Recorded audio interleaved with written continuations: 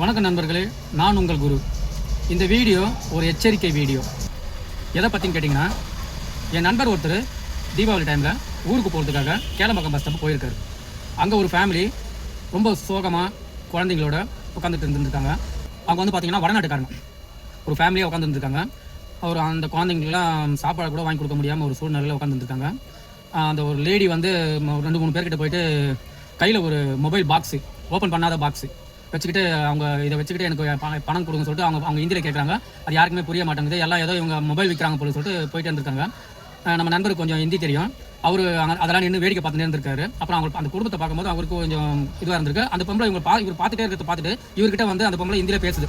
என்ன சொல்லுதுன்னு கேட்டால், நாங்கள் வந்து ஊருக்கு போகிறோம் தீபாவளிக்கு, நாங்கள் வர வழியில் எங்கள் பேக்கை மிஸ் பண்ணிட்டோம், எங்களோட பணம் வச்சுருந்த பேக்கை நாங்கள் மிஸ் பண்ணிட்டோம், அது எங்கே விட்டு தெரியல, பஸ்லேயே விட்டுட்டு இருக்கிறோம், எங்களால் இப்போ நாங்கள் ஊருக்கு போக முடியாத சூழ்நிலையில் இருக்கோம், எங்களுக்கு தேவை ஊருக்கு போகிறதுக்கு மட்டும் காசு இருந்தால் போதும், நாங்கள் ஊருக்கு போய் ஏதாச்சும் சமாளிச்சிருவோம், குழந்தைங்களுக்குலாம் கூட சாப்பாடு கூட வாங்கி கொடுக்க முடியல அப்படின்னு சொல்லி கண்ணும் கவலமாக அப்படியே கண்ணீர் கவலமாக வந்து அழுவுறதை பார்த்துட்டு மனசை கொஞ்சம் இறக்க குணம் உள்ளவர்.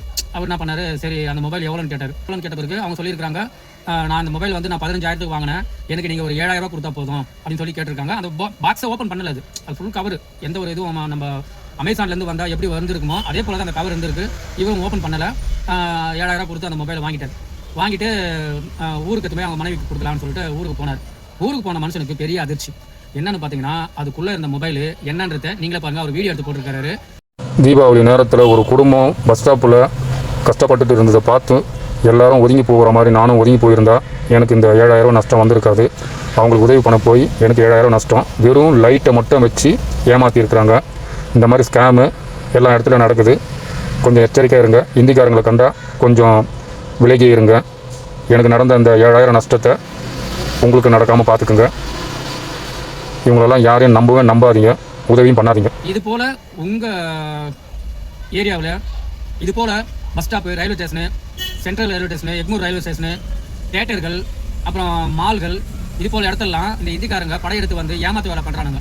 இதெல்லாம் நம்ம ரொம்ப எச்சரிக்கையாக இருக்கணும். ஏமாறது அவங்களுக்கு ஒரு கை வந்த கலையாயிடுது. இது போல் தெருவுகள் வரது, உங்களுக்கு பாலிஸ் போட்டு தரேன்னு சொல்லி நகைங்களை கொலையாச்சின்னு போகிறது, வீடுங்களை வந்து பெட்ஷீட் விற்கிறேன்னு சொல்லி ஆள் இல்லாத நேரத்தில் வந்து செயின் எடுத்துன்னு போகிறது, இப்பெல்லாம் பண்ணுறாங்க. இந்த இந்திக்காரன்கிட்ட ரொம்ப எச்சரிக்கையாக இருங்க. இப்போ என் நண்பர் வந்து ஏமாந்த மாதிரி நீங்களும் யாரும் ஏமாறக்கூடாது. இந்திக்காரங்களை பார்த்தாலே நீங்கள் 10 அடி தள்ளி நில்லுங்க. ரொம்ப அவங்களோட வந்து நம்ம பழக்கம் வச்சுக்கிட்டாலோ இல்லை அவங்களுக்கு நம்ம அனுபவப்பட்டாலோ இது ஒரு பெரிய டேஞ்சராக இருக்குது. வர பார்த்தா தமிழ்நாட்டில் வாழவே முடியாது போகுது. இந்திக்காரங்க ஆதிக்கம் பெரிய அதிகமாக இருக்குது.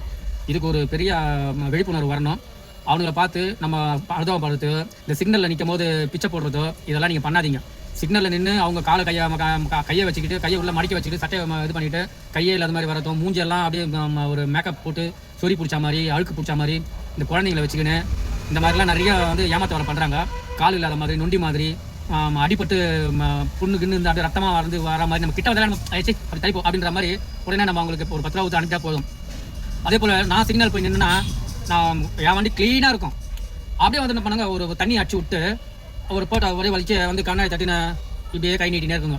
அதுங்க தொலை தாங்க முடியாது. சரி நம்ம வேறு வழியில் சொல்லிட்டு அதுங்களை நம்ம காசை கொடுப்போம். இப்படியெல்லாம் வந்து ஏமாத்த வேலை பண்ணுறாங்க. எச்சரிக்கையாக இருங்க.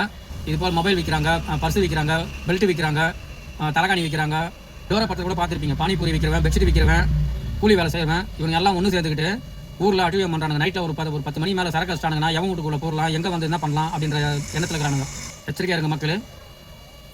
மேலும் இது போன்ற வீடியோக்களை தெரிந்து கொள்ள தமிழ் டெக் குரு சேனலை சப்ஸ்கிரைப் பண்ணுங்கள், லைக் பண்ணுங்கள், உங்கள் நண்பர்களுக்கு ஷேர் பண்ணுங்கள். நன்றி, வணக்கம்.